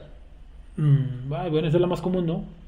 Se puede decir, esto es lo que quiere Dios, pero yo ahí que lo acepte, pues ya es complicado, ¿no? Yo voy a poner este ejemplo, pongan cuidado siempre. Alguna vez yo trabajaba en la clínica, ¿cierto? Y una de mis compañeras llegó llorando a la oficina, bueno, cosas de mujeres, diría uno, ¿no? Pero se me hizo raro que ya era el mediodía y ella todavía llorando. Y pero, ¿qué le pasó? ¿No? ¿Sí o no? Sí, dije, no, esto ya no es cosa de mujer, ya esto es otra cosa grave. Entonces alguien le preguntó qué tenía. Dijo, no, muchachos, tengo que contar una cosa. Y dije, algo malo le pasó. Y no, estoy embarazada y no sé qué hacer. Entonces, le preguntó como la amiga, no, ¿tú qué me recomiendas? Y yo, no, pues, la china como tratando de decirle no abortes, sino, pues, si tú ves que te queda muy difícil, si no... No sé, busca alguna solución. Ella me preguntó a mí, ¿usted qué opina de eso? Y yo dije, pues la verdad, pues yo creo que basado en lo que yo creo, ahí no dice abortará, ¿no? Ya está embarazada y hay que tenerlo, ¿sí o no? Responder por eso, o sea, no veo por qué esa llorando no va a solucionar. Y lo curioso fue que ella tenía muchos sueños, meses después de eso, donde la niña de ella, ella tuvo muchos sueños, donde la interpretación de sueños que parece que esa niña algún día va a ser alguien como muy importante, siempre se soñó con cosas así. Pues yo no le puedo aconsejar cosas como no, no sé, hable con su marido a ver a qué conclusión llega, ¿no? El marido no importa, o sea, hay que tener a la niña, sí o sí. Sí, ahí hay cosas que ella no puede sentarse a esperar la respuesta de Dios. ¿Qué es lo que Dios quiere? Voy a orar a ver qué Dios me muestra. No, pues, como me digo. Por eso decía, es un ejemplo muy tonto, pero, como les digo, a veces hay que actuar más pensando en la Torah que en lo que de pronto yo quiera. Sí, bueno, es una cosa básica lo que acabo de decir. Sigamos. Y el versículo número 15, ¿cómo dice? Entre tanto que se dice, si oyeres hoy su voz, no endurezcáis vuestros corazones como en la provocación. Listo, es el mismo versículo más adelante retomado, ¿sí? Sigamos. Entonces yo no puedo endurecer mi corazón. O sea, yo no debo endurecer mi corazón, pero para volver atrás, o sea, eso es lo que estoy hablando. Ahora, número 4. Hay obras vivas que se pueden convertir en obras muertas. O sea, los sacrificios fueron mucho tiempo obras vivas y terminaron convirtiéndose en obras muertas, eso no lo podemos negar. ¿Qué otra obra viva se puede convertir en una obra muerta? ¿Qué ejemplo podrían dar ustedes? Aunque eso ya habíamos hablado la vez pasada. Una obra viva que se convierte en una obra muerta. Digamos, por ejemplo, que yo tenga un don. Yo pensaba mucho eso en esta semana. Si yo tengo, por ejemplo, un don como el de la enseñanza, pero yo me pongo a enseñar, digamos, otra cosa que no sea la Torah. O sea, yo lo utilizo para otra cosa, más allá del trabajo. Digamos que yo me sentara aquí o aquí en otro lado a enseñar, digamos, espiritismo. ¿Sí? Inmediatamente pasa a ser eso que yo estoy utilizando mi don, pero inmediatamente es una obra que totalmente muerta. Totalmente muerta. ¿Entraría como obra? Es una obra muerta. O sea, ni siquiera es nada. Lo que decía ayer con los fariseos, daban ofrendas, pero hacían tocar trompeta porque se dieran cuenta que lo estaban haciendo. Y daban grandes pero usted ofrendas. como creyente explicando otras cosas. Sí, yo como Filosofía griega, ¿no? sí, yo traerles aquí una mezcla de filosofía griega con sí, eso es una obra muerta, o sea, no estoy enseñando realmente nada. Lo que dice Gonza, y me hizo acordar que también hay otra parte donde dice que ellos dan el 10, no, pero ellos donde dan grandes ofrendas, pero dan de lo que les sobra, mientras que esta mujer dio todo. Eso no es una parábola, eso lo colocan en internet, la parábola de las dos blancas no es una parábola, está pasando en la vida real, o sea, pasó en la vida real. Yeshua está sentado cerca donde se dan las ofrendas, yo no sé qué lugar era ese, algún tipo de, no sé, casa, yo no sé dónde reciben las ofrendas, ¿sí o no? Y él está ahí sentado y él ve que todos los fariseos, bueno, algunos llegan con grandes ofrendas, y dicen, ellos dan grandes ofrendas, pero dan lo que les sobra. Es como, por ejemplo, lo que hacen algunos famosos, yo no puedo decir que todos, que abren fundaciones y ayudan a la gente. Algunas de esas obras son muertas. Porque ¿por qué lo hacen? Para no pagar impuestos. ¿Sí o no? Algunas, todas. Todas, bueno, ya vamos a lo más extremista, todas, ¿sí o no? Puede ser cierto, y ¿sí o no? Que una Puede ser cierto. fundación desde que usted haga tocar bombos y platillos, eso no debe existir. Y me causa curiosidad que suben un montón de fotos de los niños recibiendo los regalos, ¿cierto? Y inmediatamente eso pasó que... Entonces, no, es que hay que mirar la intención, es que muchachos, la intención no la puede medir sino ¿quién? El Eterno. Hay que mirar lo externo. ¿Y qué es lo externo? Eso es una obra muerta. ¿Para qué llevan bombos, platillos, trompeta? Es lo mismo. Hacen tocar trompeta. ¿Por qué ponerle el nombre fundación? Si yo lo quiero dar de mi bolsillo, lo doy y no tengo que nadie se entere. Exacto. Fundación en cero. Sí, entonces dicen, no, es que a ver una famosa, Shakira, que tiene un colegio por ahí en Barranquilla, pies descalzos, ¿sí? Y ella ayuda a un montón de niños, pues sí, yo eso le creo, pero es una obra muerta de ella. Obvio. Sí, es una obra muerta. Por eso dice también por allá, dice, las obras van a ser probadas en donde, en el fuego. Algunas van a ser que hojarasca, que es la hojarasca, un montón de hoja seca, eso es un montón, se hace un montón grandísimo, ¿no? Pero póngale un poquito de fuego. No pesa Se nada. consumen. Pero coloque una bola de oro a fuego, a baja temperatura, eso no le pasa absolutamente nada. ¿Sí? Coloque estopa, ¿saben que estopa todos conocemos eso, ¿sí o no? Colóquele fuego a eso, ustedes se dan cuenta que eso es supremamente, incluso hay una palabra, ¿no? Uy, eso es muy estoposo, o sea, muy exagerado, colóquele fuego, eso se consume. Sí, así van a hacer algunas obras muy grandes, pero a la hora del té, nada. ¿Qué iba a decir más? Que todas esas fundaciones eso es para, o sea, usted recibe una cosa que se llama el certificado de donaciones y eso se lo deduce tributariamente. Uh-huh. Entonces usted está tumbando al gobierno porque lo que usted está regalando se lo baja en impuestos. Uh-huh. Eso se llama una evasión, Y- una evasión disfrazada. Y yo imagino que, digamos, el carrito que le entregan al niño está evaluado en 20.000, el tipo dice eso vale 35.000. ¿Y quién le dice que no? Bueno, sigamos. Los sacrificios y todo el servicio sacerdotal según el orden de Leví pasaron a ser obra muerta, pues la muerte, resurrección y ministerio de Yeshua los llevó a todos a hacer ¿qué? innecesarios. Alguien me decía que ¿qué pasaría si encontraran el Arca de la Alianza? ¿Qué pasaría? Yo les pregunto a ustedes. Si encontraran hoy en día el Arca de la Alianza.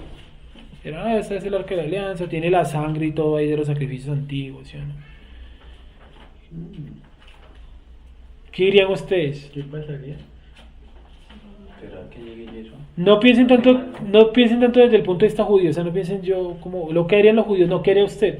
Éramos nosotros. No, si, o sea, si aparece el arca, quiere decir que el Eterno lo permitió volver a los sacrificios. Sería No, porque es complicado. una señal de que el Mesías Complejo. no va a volver, ¿no? Muy complejo. Complejos y sacerdotes. ¿no? Y complejo sin sacerdotes. Sí, es una señal del regreso de Yeshua. Puede ser una señal, según el libro de Daniel, no, dice que el anticristo se sentará sobre el trono de Dios y dirá que él es Dios porque está en el trono de Dios.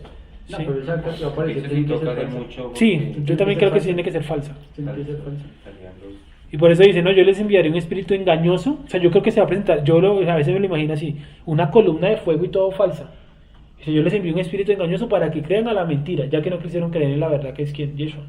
No quisieron creer en mí, no creen en mí, en Yeshua, ¿sí? No creen en mí que yo vengo en el nombre del que me envió. Van a creer en uno que viene en nombre de él mismo. Eso lo dijo Yeshua hace 2000 años. Sigamos. Oseas 6:6. Entonces miren que desde el Tanakh ya venía marcando que los sacrificios tenían como una pequeña falla. Miren eso, Oseas 6:6. ¿Y la falla cuál es? Como lo dice el libro de Hebreos. Los sacrificios no le quitaban a usted el pecado, porque usted cada año los hacía, cada día los hacía. Todos los días. Todos los días se hacían. Es decir, el pecado siempre se recordaba, se recordaba. En cambio con Yeshua, una vez y para siempre. No hay más Yeshuas, no hay más sacrificios. Él no va a volver a morir. Él ya murió, resucitó y cuando venga viene con vara de hierro. No con espíritu de mansedumbre como vino la primera vez. ¿Mm? Entonces miremoslo. Oseas 6:6. Porque misericordia quiero. ¿Ya? 6:6. Porque misericordia quiero y no sacrificio. Y conocimiento de Dios más que holocausto. O sea, a Dios le satisfacía más que la gente lo conociera a que hiciera sacrificios. Ahí no dice que no se hicieran, ahí no dice en ningún lado no hará los sacrificios, porque eso sería incumplir la Torá. En aquella época donde había sacerdocio, tabernáculo, templo, todas las condiciones para hacerlo. Hoy en día que no están las condiciones para hacerlo, entonces nosotros ¿a qué debemos recurrir? A lo que dice ahí, misericordia y conocimiento de Dios. Vuelvo y leo. Léelo a otra persona, por favor, el 6:6. Porque misericordia quiero y no sacrificio, y conocimiento de Dios más que holocausto. Más que holocaustos. ¿Sí? Entonces, ¿qué valía más para Dios? El conocimiento. ¿Sí? Ese es un versículo clave ahí. Primera de Samuel 15:22. Primera de Samuel 15:22. Eso lo leímos la vez pasada. ¿Cómo dice? Y Samuel dijo, se complace Hashem tanto en los holocaustos y víctimas como en que se obedezca a las palabras de Hashem. Ciertamente el obedecer es mejor que los sacrificios y el prestar atención que la grosura de los carneros.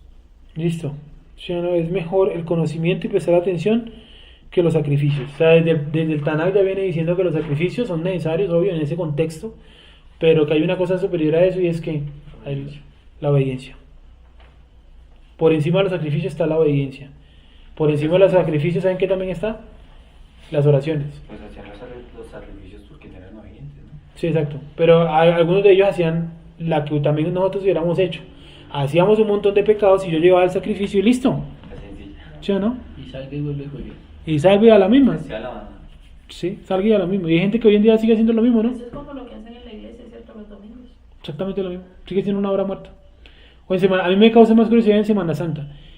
Me causa más curiosidad porque Semana Santa se traslada hasta la televisión. Entonces yo no sé si el director de las noticias, de los canales, yo no sé si el man será ultracatólico, yo no sé por qué lo hacen, pero ustedes se dan cuenta que cambia la programación, o sea, dejan de colocar a las prostitutas, los programas de prostitutas, los programas de estupidez, de narcos, todo eso, para colocar películas viejas de Jesús, o sea, como que todo el año no importa el rating, ¿cierto? Metamos toda la basura y en Semana Santa entonces una que otra de Jesús y listo, todo bien. Es lo mismo. También la gente que en Semana Santa eso es como si fuera, realmente como si fueran prácticamente el sufrimiento de Jesús. ¿Sí o no? Toda la semana no se mueven, sí, deplorables. Y nomás asómense en Semana Santa a los parques, a las calles, eso es un moridero por todos lados, no abren los locales comerciales. Cuando nosotros avancemos como comunidad, tengamos mucha más gente y tengan un local. Yo espero que nosotros también seamos igual en Yom Kippur, ¿cierto? De pronto no demacrados y eso, pero no abrir los locales, porque eso lo hacen, si lo hacen los paganos en sus fiestas, ¿sí o no? Yo imagino que nosotros también en nuestras fiestas, Yom Kippur, en Shabbat, por ejemplo, ¿sí? No abrir los locales, hacer todo lo posible, hasta lo imposible, pero para no trabajar en Shabbat, ¿sí? Por eso casi todos los judíos tratan a ¿qué? A independizarse, para no tener aquí el jefe de los Shabbat encima. Bueno, sigamos. Hebreos 7:22, y ahí vamos cerrando ya esta parte. Dice, por tanto Yeshua es hecho fiador de un mejor pacto, y los otros sacerdotes llegaron a ser muchos, debido a que por la muerte no podían continuar. Obvio, ¿sí o no? Aarón murió y enseguida fue nombrado otro sacerdote. Ese sacerdote murió y enseguida subió otro, ¿sí? Tal cual. En cambio Yeshua es sacerdote para siempre, o sea, él no tiene reemplazante. Sigamos. Y los otros sacerdotes llegaron a ser muchos debido a que por la muerte no podían continuar. Mas este, por cuanto permanece para siempre, tiene un sacerdote que inmutable, porque usted no era lo mismo usted tratar los sacrificios con Aarón que por ejemplo con Elí, el que está en el libro de Samuel. Ustedes saben que Elí, yo les dije la vez pasada, no, es un tipo obeso, ¿sí o no? El cual no se mueve mucho, siempre que aparece está o acostado o sentado, incluso más adelante dice que de su propio peso se mueve para atrás y se desnucó. No es lo mismo tratar con un tipo que está vestido de sumo sacerdote en esas condiciones a un tipo como Aarón. No puede ser igual. No puede ser igual. No puede ser igual tampoco Eleazar, el hijo de Aarón, que Aarón. Por más de que los dos fueron buenos, entre comillas, digámoslo así, buenos sumos sacerdotes, tiene que haber una diferencia. Mientras que nosotros solamente tenemos un sumo sacerdote, ¿quién es? Yeshua. No hay reemplazante, no hay antes ni después. Él es ayer, hoy y siempre. Sigamos. 25. Por lo cual puede también salvar perpetuamente a los que por él se acercan a Dios. Clave, versículo clave. Los que se acercan por él, ¿sí o no? A Dios. O sea, no es que usted se acerque a Dios, es que ¿quién lo acerca? Yeshua. Por eso él es el camino. Porque entonces si él dice yo soy el camino y usted mismo va a hacer su camino, entonces usted técnicamente usted es el Mesías. O la Mesías, si es mujer. Complicado, ¿no? Sigamos. Viviendo siempre para interceder por ellos. Abogado tenemos para con el Padre, Yeshua. Ahí no dice que la Virgen interceda por nosotros. En ningún lado dice eso. Ni tampoco los muertos de uno. Porque esa es otra que también veo por ahí mucho. Mi abuelo me cuida desde el cielo. Sí. En el Chavo. ¿Saben por qué llega eso? Porque está en un capítulo del Chavo.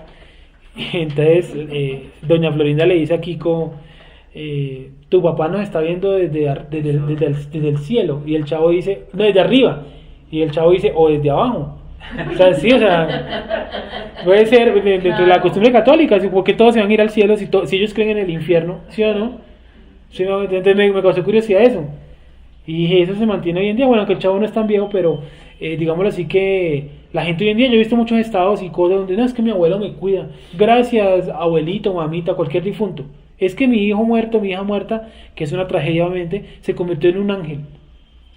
Una cosa es la tragedia y otra cosa es el sentimentalismo barato a partir de la tragedia.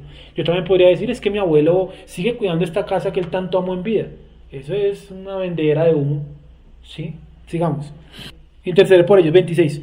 Porque tal sumo sacerdote nos convenía, porque él es ¿qué? Santo, inocente, sin mancha, apartado de los pecadores y hecho más sublime que los cielos.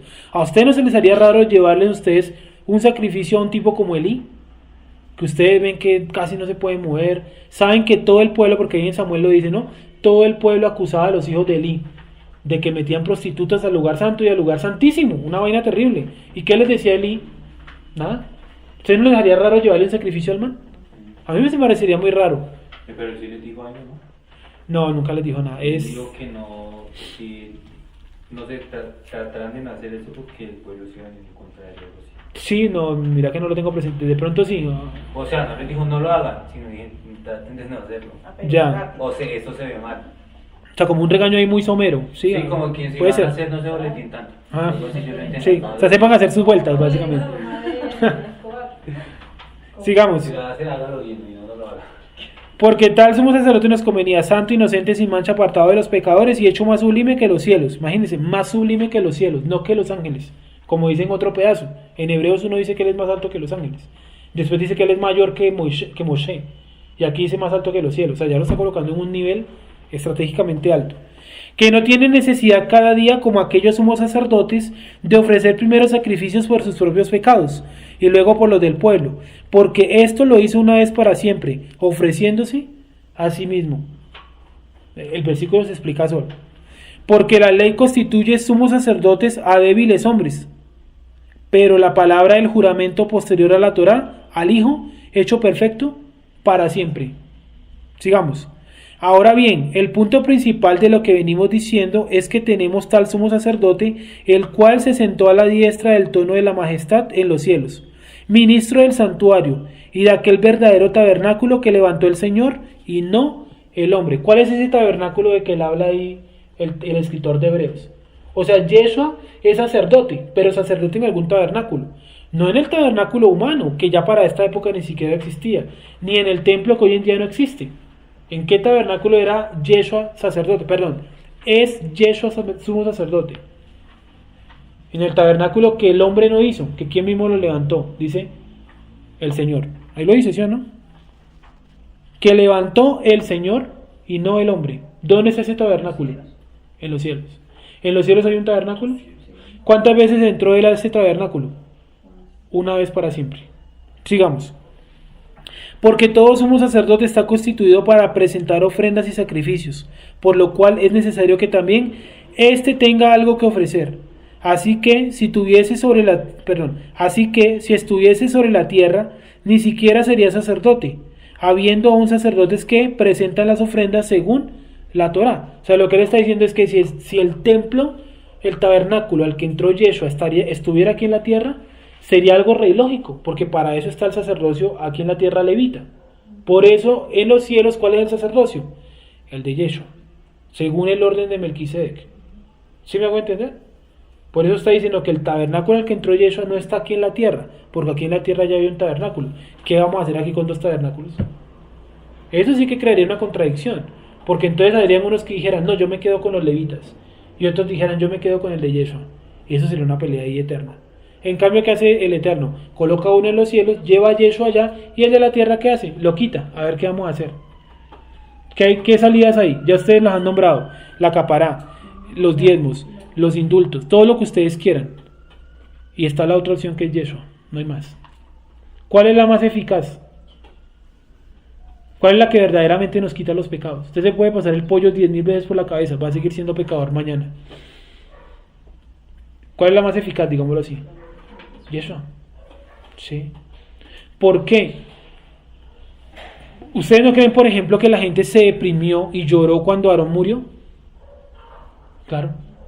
¿Y ustedes creen que tenían el mismo aprecio por Aarón que por Eleazar? No, no puede ser. No puede ser. Sí. Y ustedes, vamos a suponer, como a veces, vamos a colocar un ejemplo así tonto, cuando uno a veces va a una tienda y siempre lo atiende la misma persona y uno llega y está acostumbrado a cómo lo atienden y la persona, no, ya no trabaja aquí y lo atiende otra persona y uno que dice, uno se siente como incómodo. ¿Se imaginan algo con los sacrificios? No, pero es que Aarón me decía esto, es que me han colocado la más me saludó aquí o buenos días y Eleazar no es tan saludable, anda como con mala cara, o al revés, Aarón no hablaba mucho, en cambio Eleazar es que usted qué hace, todo bien, sí, porque son seres de qué, de carne y hueso igual que usted y yo, mientras que Yeshua no tiene eso. Sigamos, ya vamos a terminar. Dice, así que si estuviese sobre la tierra ni siquiera sería sacerdote, habiendo aún sacerdotes que presentan las ofrendas según la Torá, los cuales sirven a lo que es figura y sombra de las cosas celestiales, como se le advirtió a Moshe cuando iban a erigir el tabernáculo, diciéndole, mira, haz todas las cosas conforme al modelo que se te ha mostrado en el monte. Pero ahora tanto mejor ministerio es el suyo, cuanto es mediador de un mejor pacto, establecido sobre mejores promesas. Porque si aquel primero hubiera sido sin defecto, ciertamente no se hubieran procurado lugar para el segundo. Es decir, si el primer pacto antes de renovarse hubiera sido perfecto, no hubiera habido necesidad de que viniera Yeshua. Si los sacrificios hubieran servido a la perfección, no necesitaríamos de Yeshua. No era necesario que él viniera a sufrir. Pero como ese pacto tiene sus errores y sus defectos, entre esos cuáles, que el que ofrece sacrificio es un ser humano, primer error. Segundo, que ese tipo que está ofreciendo los sacrificios va a morir algún día. Tercero, que él puede ser más pecador que yo, a que esté vestido de sacerdote, ¿sí o no? Cuarto, que el tipo no me puede perdonar los pecados. ¿Qué otro error hay? Que si él se equivocaba en alguno de los pasos se podía morir incluso en el lugar santísimo, que había una encerrona, ¿cierto? Que el último tipo quedaba contaminado. Siempre queda alguien contaminado. Siempre quedaba alguien contaminado. ¿Qué otro error hay? El arca en el segundo templo. El arca no estuvo nunca en el segundo templo. Entonces hay que... ¿Qué otro error había? Que el sacerdocio, el linaje sacerdótico se pudo haber perdido y los nombrados sacerdotes después pudieron ni siquiera haber sido levitas. Lo que nos decía Gonzalo, la familia de Aarón se desapareció. Y entonces, miren todos los errores. Si el tipo iba caminando y se tropezaba y se le caía la sangre en el lugar santo, que podía llegar a pasar, que son seres humanos, miren el complique de ser seres humanos. O sea, el tipo hizo todos los pasos bien, el tipo va con la taza final de sangre para esparcir en el lugar santísimo. El tipo va caminando, entra al lugar santo y se tropezó y se le regó la sangre. ¿Ahí qué se podía hacer en ese caso? Nada.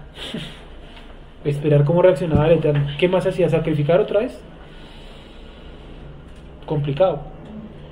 ¿Sí? Es más, el sacerdocio levítico, ¿sí o no? Es tan complejo que el sacerdote no podía ser enano. No porque Dios no quisiera los enanos. No porque, por ejemplo, para encender la menora, ¿sí o no? Tocaba ponerle más escalones que... Sí, los escalones están prohibidos además en toda la arquitectura, ¿sí o no? No pongas escalinatas. ¿Qué más? No podía faltarle una mano porque el tipo entraba a sacrificar sin una mano. Pues sí, yo sé que la gente también puede hacer sus cosas con una mano, ok, pero los sacrificios necesitaban de las dos manos para que entiendan. ¿Sí? ¿Perdón? Para mecer la ofrenda. ¿Sí? Para llevar la taza, ¿se imaginan con una sola mano el complique? ¿Sí o no?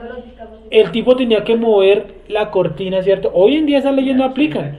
Yo me puedo parar aquí y cualquiera de ustedes se puede parar aquí en otro lugar sin una mano, sin un pie, enano, ¿cierto? Aquí un enano se puede sentar, predicar y hacerlo mejor que todos nosotros. ¿Por qué? Porque hoy en día no necesitamos ¿de qué? Del sacerdocio levítico. ¿Sí? ¿Me hago entender? O sea, para esa labor no hay nada. Y mejor aún, no cualquiera podía ser sacerdote. ¿Qué tenía que ser el sacerdote? Primero levita y segundo de la familia de Aarón. No, descendencia directa de Aarón. Porque se trataba de buscar ¿qué? Uno que siguiera los pasos de ¿quién? Del primero que fue, de Aarón. ¿Y hubieron varios desviados en esa búsqueda? Un montón. Toda la cosa, Bueno, sí. Un montón. No, yo hablaba más que todo del sacerdote, de los sumos sacerdotes. O sea, ¿vieron sumos sacerdotes desviados? Elí es uno. Yo no digo que no sea salvo. Los hijos de Moshe. A Nadab y Abiú. No, los hijos de Moshe. Ah, los hijos de Moshe. Hay un relato, no me acuerdo. Ah, sí. Ellos sirven de sacerdocio, hay un dios pagano que no me acuerdo en qué Sí, tiene toda la razón. Hay otros. Los de la época, por ejemplo, de Esdras y Nehemías.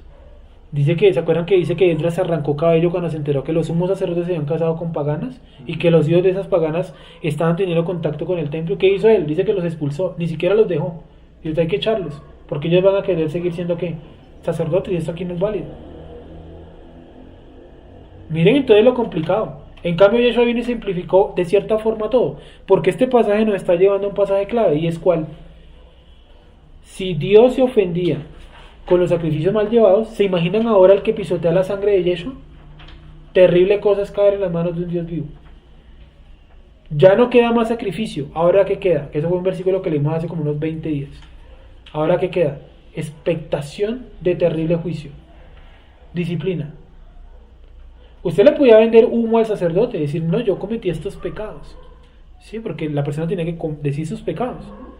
Pero usted a Dios no le puede decir, yo cometí solo estos, ocultando. Y ese es el versículo final. Proverbios, capítulo número 28, versículo número 13. Y ahí cerramos.